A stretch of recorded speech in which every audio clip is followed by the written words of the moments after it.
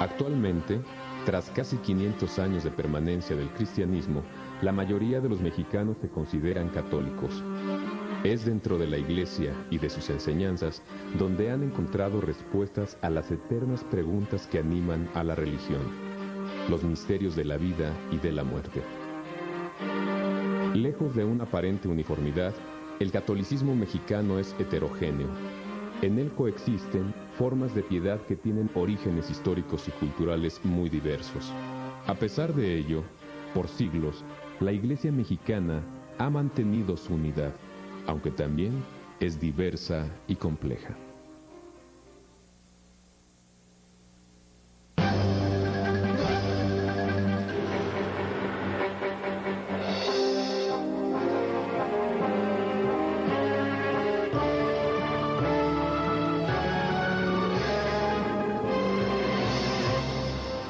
Definir a la Iglesia Católica no es sencillo, puesto que desde diferentes lugares de la sociedad, con posiciones diversas, los mexicanos construyen su visión particular.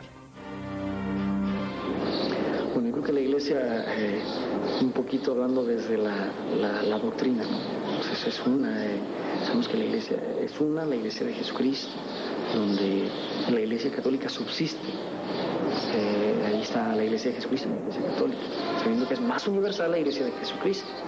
Sí, la Iglesia Católica pues tiene los medios para la santificación del ser humano. Santa, sabemos que es santa porque la fundó Jesucristo, porque Él es el que la inaugura, dándole a Pedro el poder. También es pecadora porque está formada por hombres, y que también tenemos tradición apostólica. Yo diría que eso sería la Iglesia. Bueno, la Iglesia Católica somos todos, la gente y todos. Venimos a la casa de Dios, que es la casa de todos nosotros, y es la fe que profesamos, que nos inculcan desde niños, y seguir con los dogmas de fe que nos enseña la doctrina cristiana, católica, apostólica, romana. Si a mí me hubieras preguntado de chiquito, te hubiera dicho que era la construcción de piedra grande que hay, pero poquito a poquito me fui dando cuenta que pues es algo más que una construcción de piedra, que es la comunidad que la integra en general. Son todos los que están dispuestos a participar en ella. Habría que decir que la Iglesia Católica no son solamente los cardenales, los obispos, el Papa, los sacerdotes. La Iglesia Católica somos todas y todos los que hemos sido bautizados.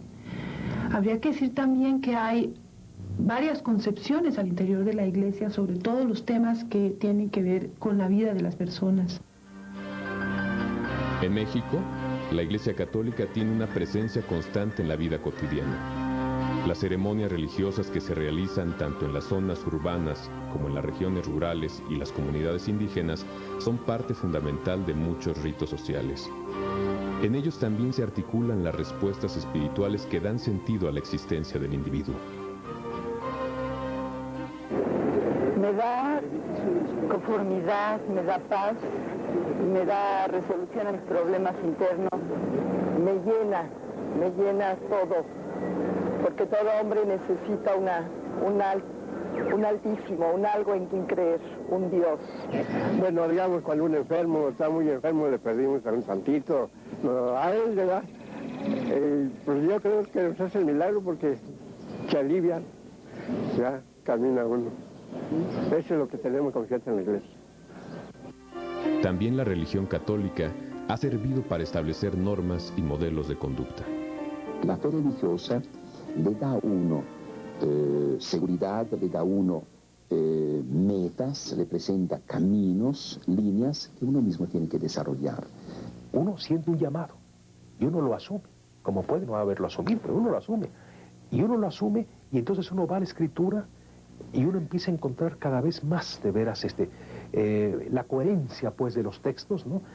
Y al mismo tiempo la vida cristiana que uno procura practicar le va dando a uno un sentido para vivir, que es también un sentido para morir. Por eso se explican también el martirio, ¿no? A mí, ¿qué me pide Cristo?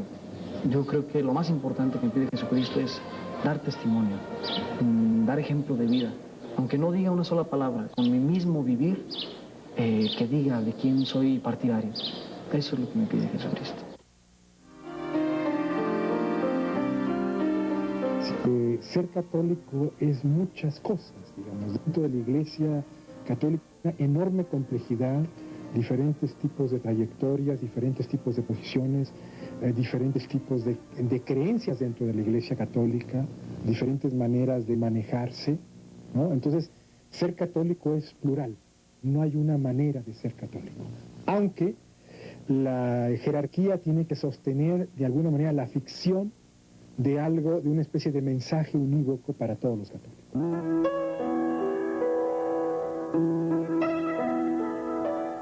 Una de las devociones fundamentales del catolicismo mexicano es el culto que se le profesa a la Virgen de Guadalupe. Desde la época colonial, la fe a la guadalupana tuvo un carácter unificador en una sociedad rígidamente estratificada. O sea que es una imagen todavía hecha para atraer la devoción y obviamente por su efecto es capaz también de atraer la devoción, de evocar devoción en una manera de un ícono griego o ruso. A los indígenas del siglo XVI les recordaba a Tonantzin y a las deidades suprimidas por la conquista. Los mestizos se identificaron con ella por el color de la piel, mientras que los criollos fundamentaron con su imagen un patriotismo incipiente que los diferenciaba de los españoles. Desde entonces, ha proporcionado algo particular a cada uno de los grupos que conforman a la sociedad mexicana. Y realmente lo que tenemos es ese rostro que es la Virgen de Guadalupe, donde está toda la tradición indígena que eclosiona en la tradición cristiana, ¿no? Y eso marca un hito fundamental, ¿no? Es decir, es un elemento de cohesión que no tienen otras sociedades, sobre todo en América Latina, ¿no? Esa diversidad concentrada en la Virgen de Guadalupe sigue siendo el común denominador del catolicismo mexicano. Aunque unificados en rito e imágenes, cada grupo social practica distintas formas de piedad.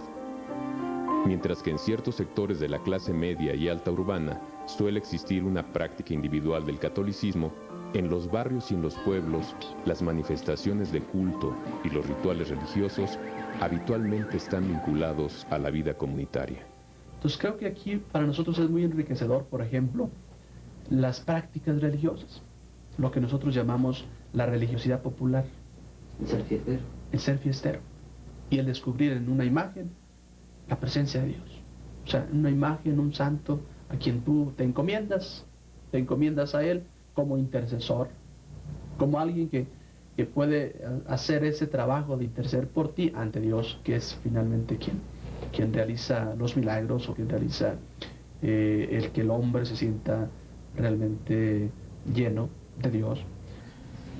Te pones al frente de las personas donde las ves con tanta fe que elevan su oración a Dios y donde también Dios, por la persona del sacerdote, otorga también muchas gracias. Se siente uno impulsado a vivir también la fe, a vibrar con las mismas personas esa fe que tienen, y no te imaginas cómo también aumenta la fe personal de un sacerdote al ver todas esas manifestaciones de fe, de una religiosidad popular. Aquí no estamos hablando de una religiosidad de libro, de una religiosidad desde el dogma. Aquí es desde la experiencia de un pueblo que está vibrando con uno de los suyos, que es el padre Toribio Romo, que apenas tiene 102 años de haber nacido.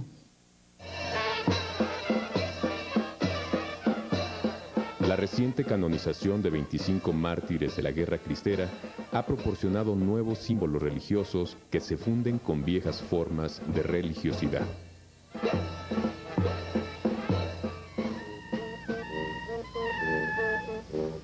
Esta búsqueda por parte de la Iglesia Católica de símbolos que apuntalen la fe popular ha sido motivo de controversia. Es el caso del proceso de canonización del beato Juan Diego. Algunas voces, incluso al interior de la Iglesia, prefieren ver la existencia del vidente indígena como una tradición bella, pero no necesariamente como una historia cierta. La propia beatificación de Juan Diego se hizo no en virtud de la existencia histórica de Juan Diego, que en efecto no se pudo comprobar fehacientemente, sino en virtud de la existencia de un culto tradicional que ahí estaba. Porque para Juan Pablo II el milagro y las apariciones alrededor del culto de la Virgen de Guadalupe son centrales para México y para América, que es la mitad de los católicos en el mundo.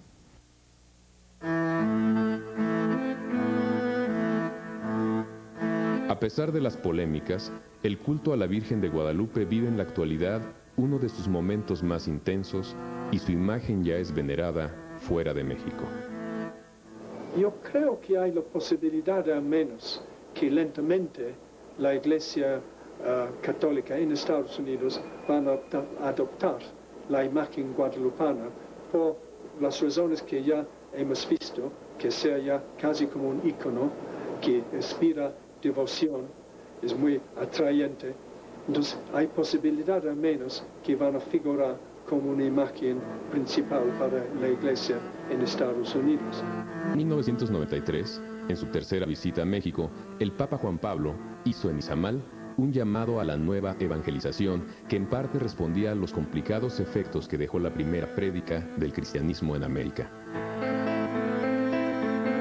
Con la conquista, los pueblos vencidos tuvieron que aceptar la fe que les fue impuesta. Sus dioses habían sido derribados y sus ritos descalificados. Fue necesario un proceso muy largo para que se les pudieran inculcar los principios fundamentales del cristianismo. Muchos rasgos de su herencia cultural se preservaron y aún persisten en las prácticas religiosas de la población indígena. Por siglos, el catolicismo fue en México una fe impuesta desde el poder. Con el llamado a la nueva evangelización, la Iglesia pretende difundir el Evangelio por nuevas vías. Yo entiendo una nueva evangelización es cómo discutimos con el mundo moderno, ¿no? Cómo evangelizamos un mundo moderno sin tratarlo de reducir al pasado o de llevarlo a formas que ya no entiende el mundo moderno, ¿no? Pero hay ciertos sectores que entienden la nueva evangelización como en el pasado, no se trata de que todos se vuelvan católicos nominales otra vez, ¿no? Que todos estén bautizados, pero eso ya no importa, ¿no? En un esfuerzo por afrontar las transformaciones del mundo contemporáneo, en 1962, el Papa Juan XXIII convocó al Concilio Vaticano II. El primero se había celebrado 93 años atrás. Y Juan XXIII yo estoy convencido, que se dio cuenta de que eran ser abrir las compuertas del Vaticano, que el mundo moderno requería replantearse un sinnúmero de cosas, que habría por tanto que oxigenar pues a la Iglesia, ¿no? Y con esa fe que tenía, sin pensarlo más, dice, vamos a hacer un concilio. Entonces, ¿de qué manera anunciar el Evangelio a un mundo que no tenía no solamente sensibilidad religiosa, sino que no le interesaba absolutamente nada? ¿De qué manera hablar de Dios a los sin Dios? Y esto era un asunto no nada más metodológico, de qué cosas hay que cambiar, si hay que modificar el lenguaje o no, sino es de enfoque. ¿Cuáles son las cosas que preocupan al hombre contemporáneo? Y por tanto, ¿de qué manera proponer el Evangelio como una respuesta a estas situaciones concretas y determinadas? Mediante modificaciones de forma aparentemente sencillas, el Concilio Vaticano II propició profundas transformaciones.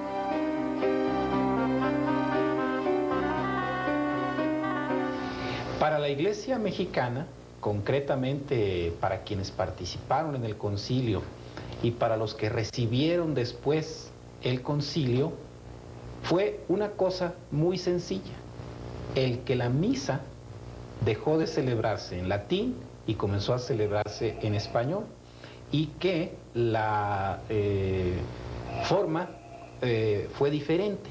¿Cómo recibió la gente esto?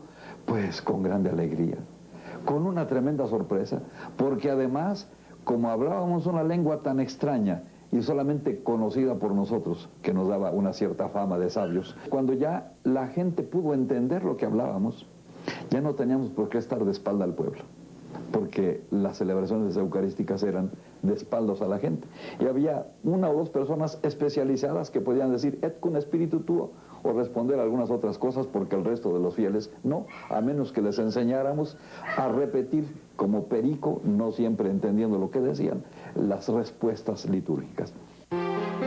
El concilio puso especial atención en los laicos, es decir, en todos aquellos católicos que practican su religión sin pertenecer a alguna orden religiosa.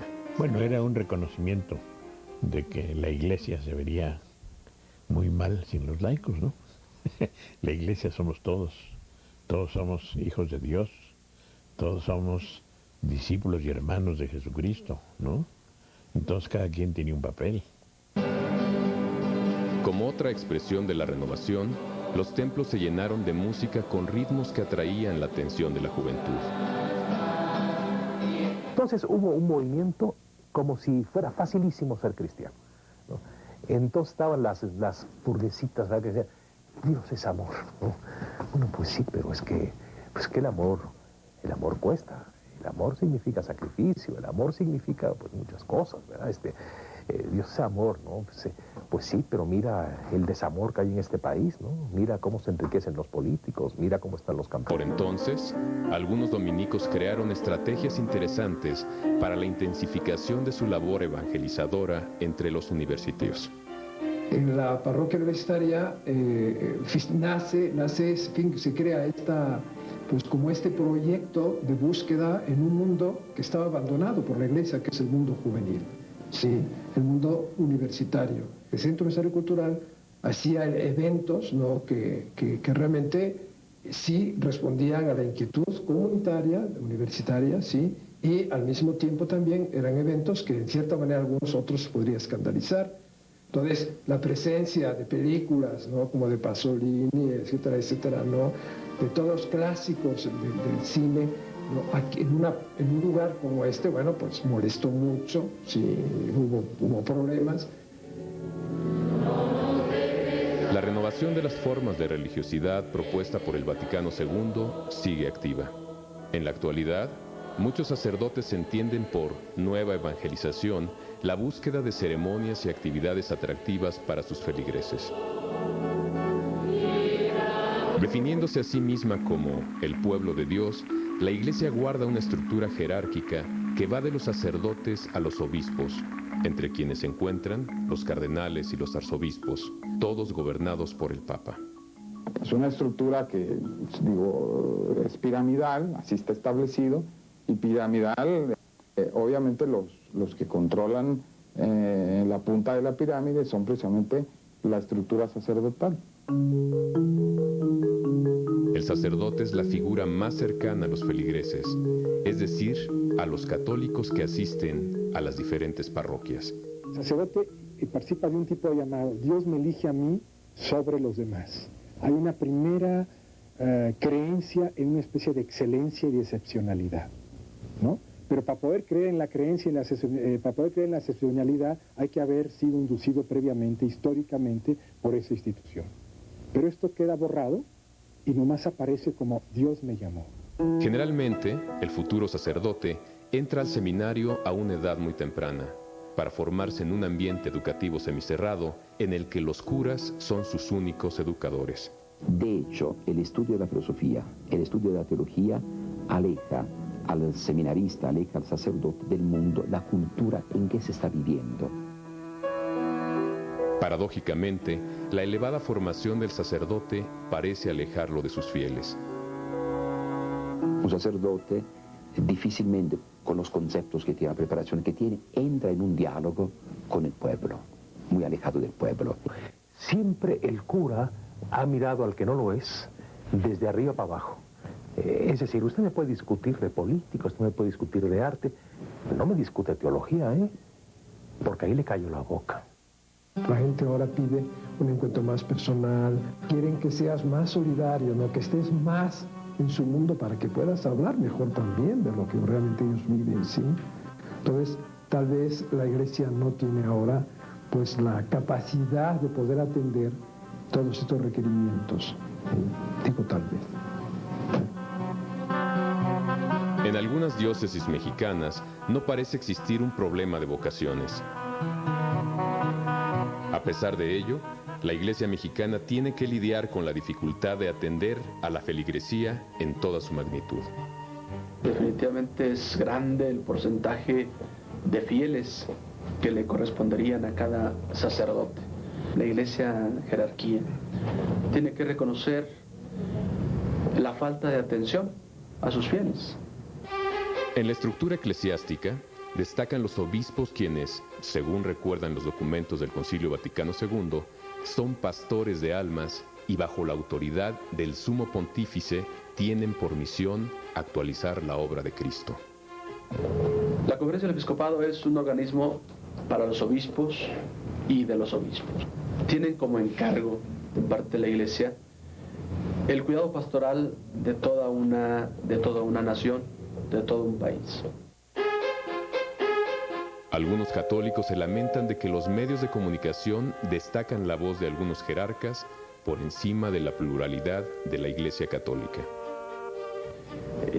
Cuando habla el cardenal Norberto, la conferencia dice, no, en realidad es una voz más, con todo el peso moral y religioso que tiene por ser el cardenal y por ser arzobispo de la arquidiócesis más grande del mundo. Esto a veces deja entrever ciertas dudas. Cuando habla el presidente de la conferencia, don Luis Morales, bueno, pues así como que, ¿quién es este señor? Pero más allá de la jerarquía clerical, la estructura de la Iglesia también integra a los laicos. Hay una iglesia que le llaman enseñante o docente, formada por los obispos y los sacerdotes, las religiosas, está muy bien, pero la iglesia no sería nada si no tuviera los laicos.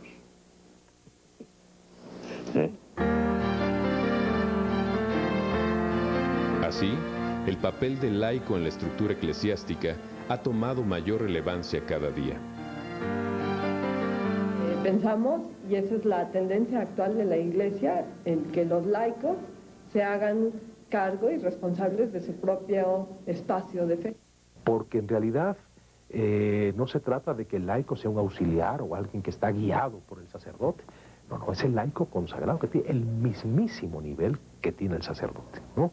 Que puede tenerlo, todo depende del trabajo de cada quien, ¿no? Y del compromiso de cada quien.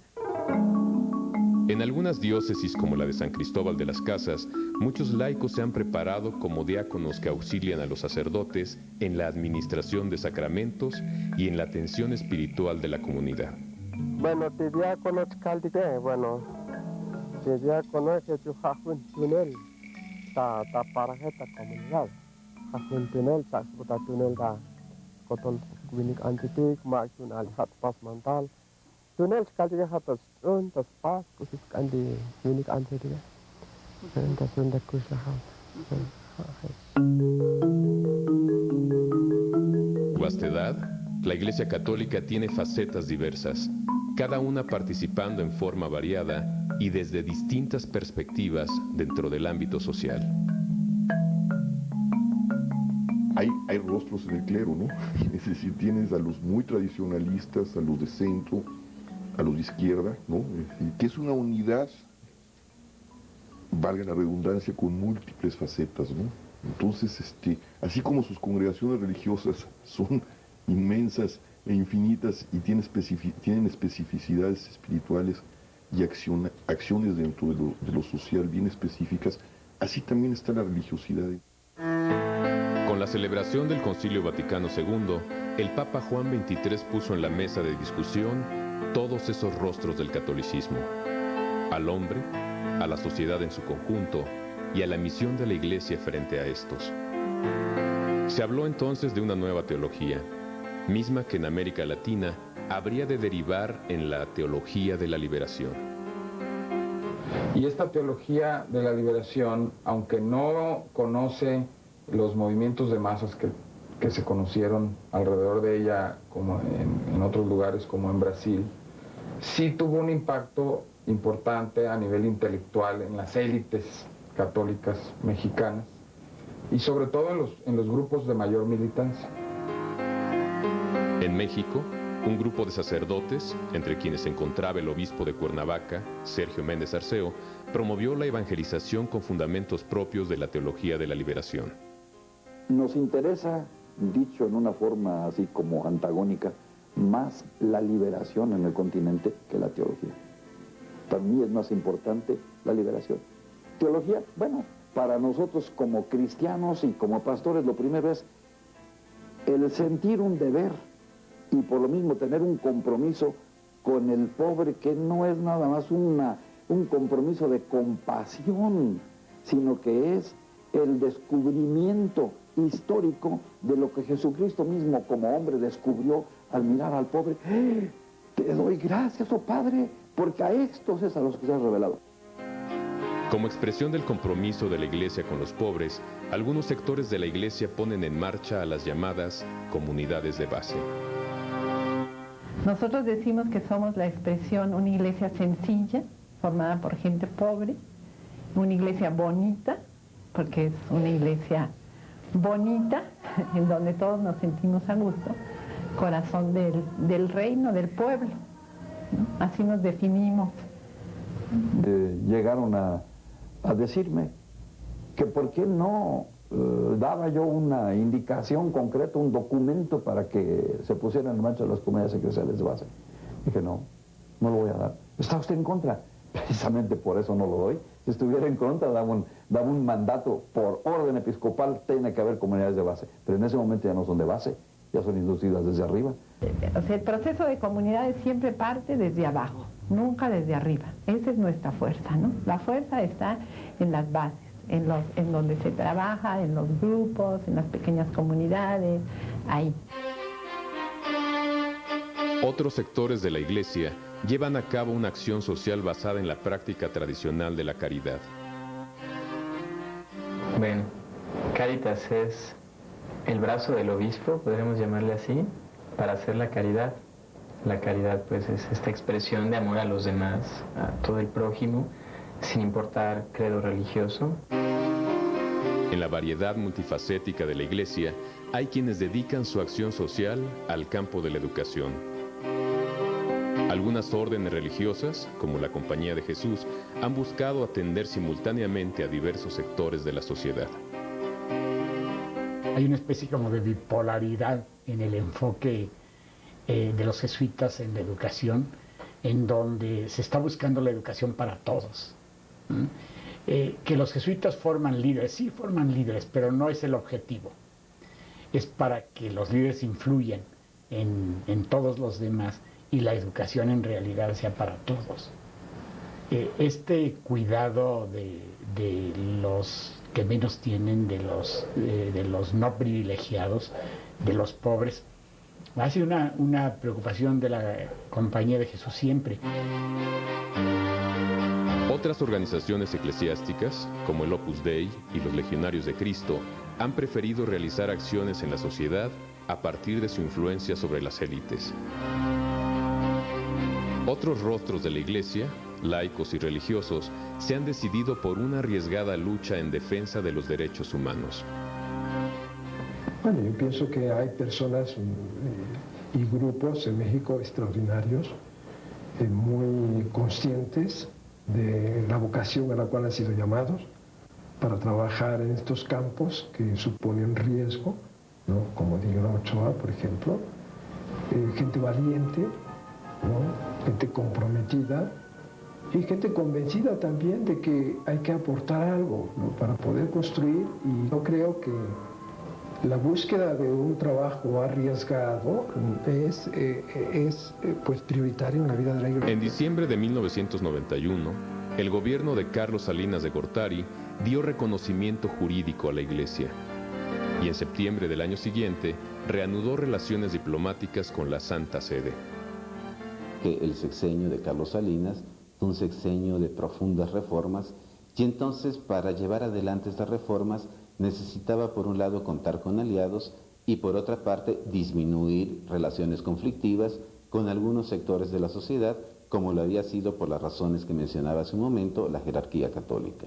Me parece que entonces el gobierno pensó de que si daba respuesta a esas demandas históricas podría contar con la jerarquía católica como un aliado en las reformas que se proponía llevar adelante.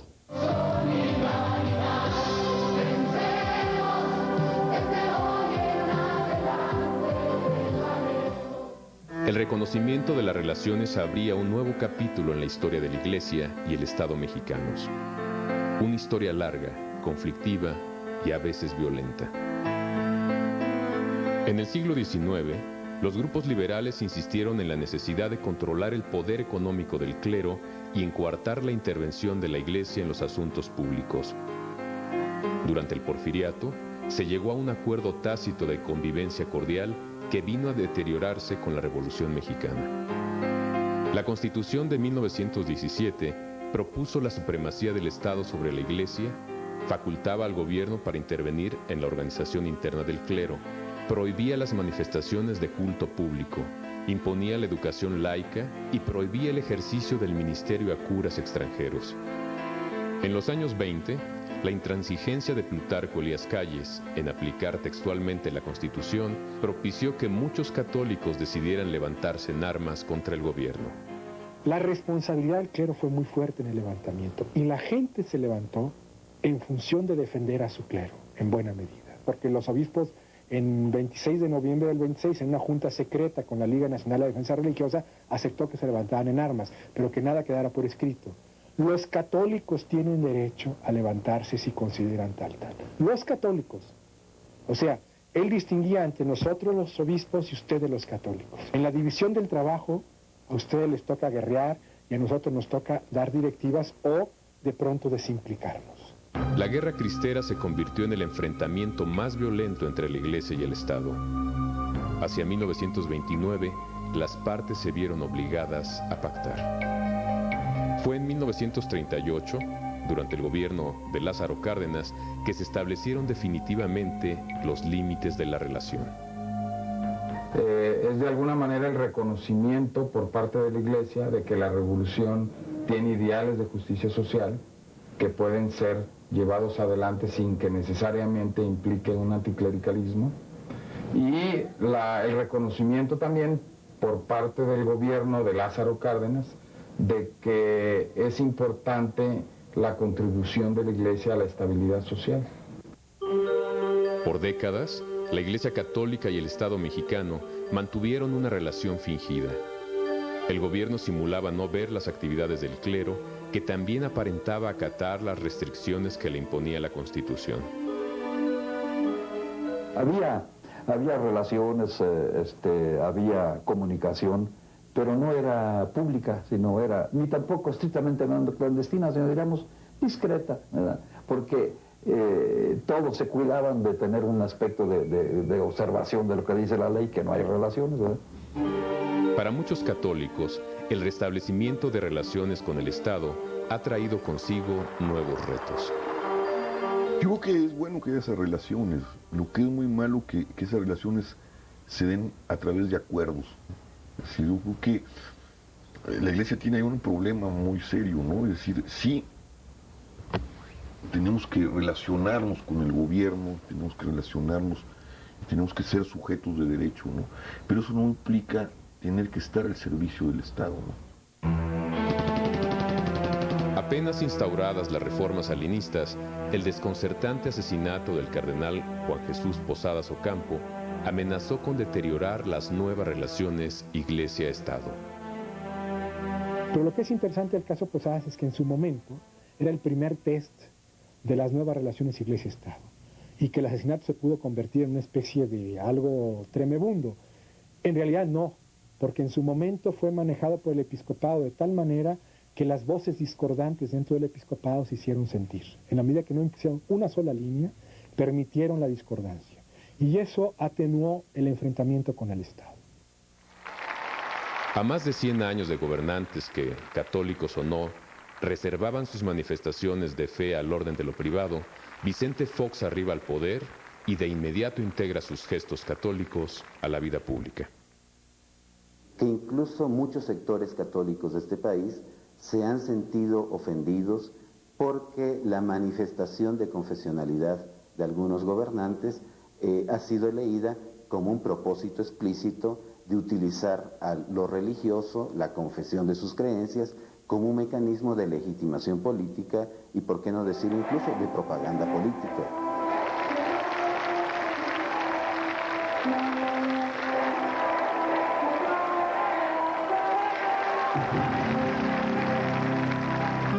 Hablar de la Iglesia Católica en la actualidad lleva, ineludiblemente, a mencionar eventos ajenos a su vocación pastoral.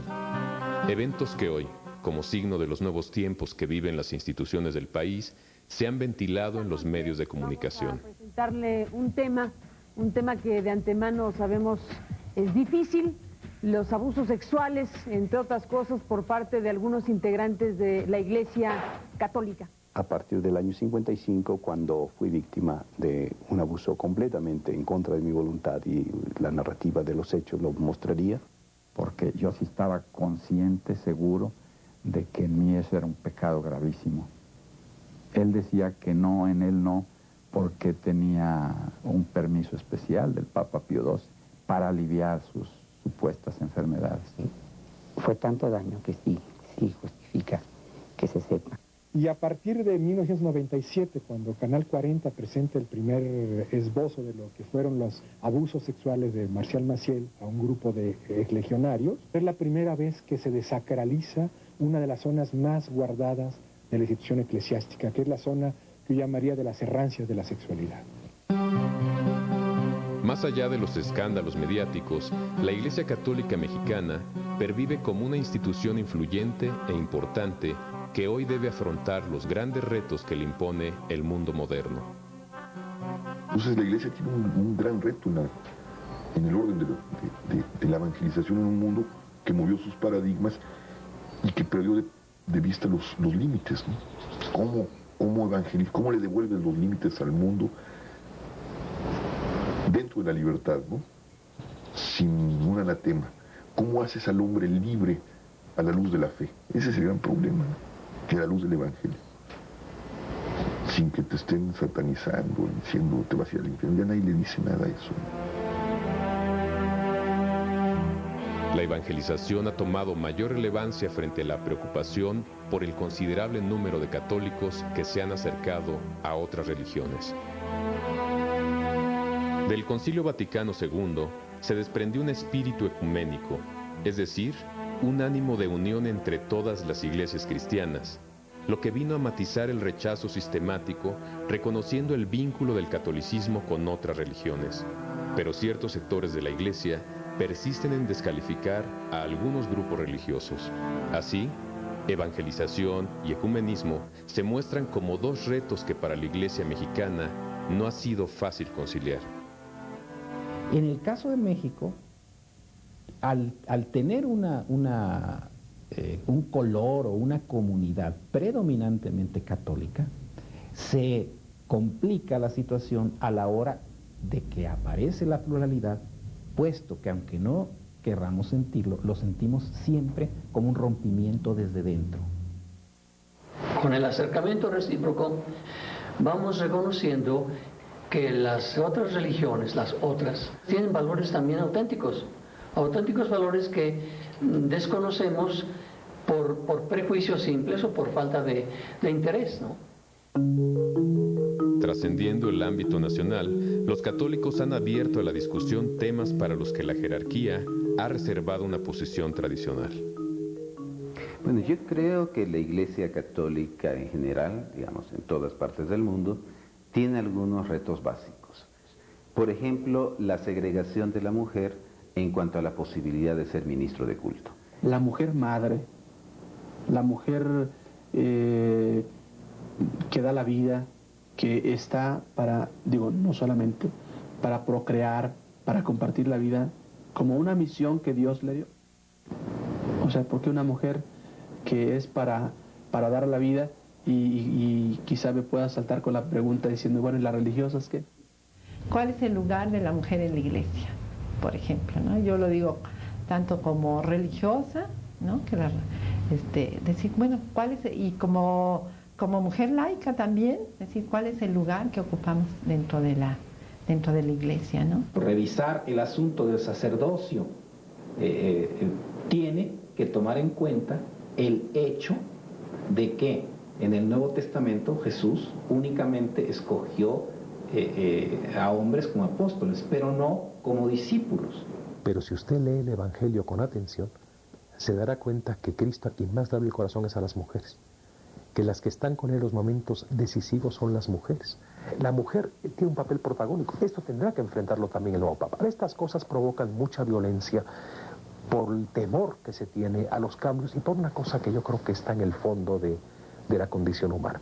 El celibato sacerdotal también ha entrado al centro del debate. El celibato casi es una imposición muy tardía en el cristianismo, ¿no? Un acuerdo tardío.